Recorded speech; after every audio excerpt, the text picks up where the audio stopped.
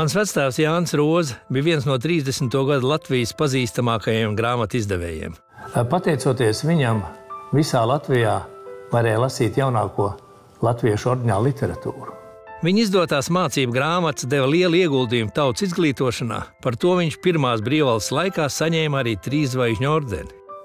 Grāmatvedība izmantoja tikai savas smadzenes un rociņas. Virsgrāmata vienmēr glabājas pie galvenā grāmatveža. Seifā. Šo dokumentu nebija iespējams nokopēt. Viņš bija vienīgais eksemplārs. Jā. Un visa informācija bija tikai šī vienā grāmatā. Tur jāieraksta viss rekvizīts, to viss jādara ar roku.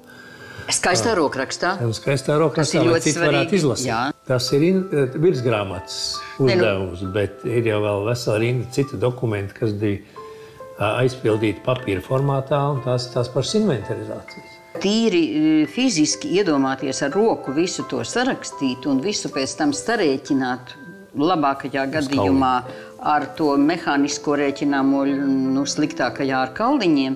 Kopumā tādas inventarizācijas, teiksim, tas bija tiešām 1 nedēļa noteikti. Agrāk bija speciāli dienesti grāmatvedībās, kas pārbaudīja vēlreiz visu matemātiku, visām pavadzīmēm.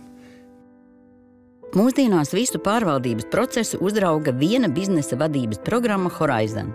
Iedomājieties, šobrīd Latvijā ir 34 Jāņa Rozes veikali, kuros strādā aptuveni 200 darbinieki.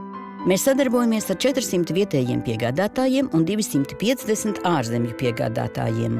Mūsu preču nomenklatūras skaits ir aptuveni 30 000, un pagājušajā gadā mūsu veikalos ir veikti 1 764 000 un vairāk pirkumu.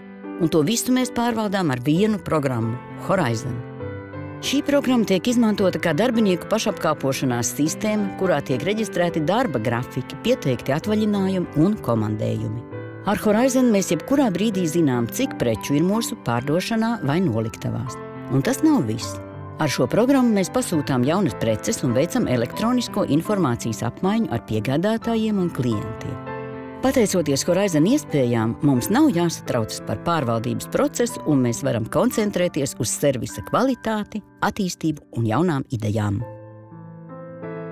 Mans vectēvs bija ideālists un ar savu piemēru iedvesmoja tā laika sabiedrību. Mēs turpinām šo tradīciju un vienmēr izvēlamies labākos sadarbības partnerus, lai būtu soli priekšā laikam.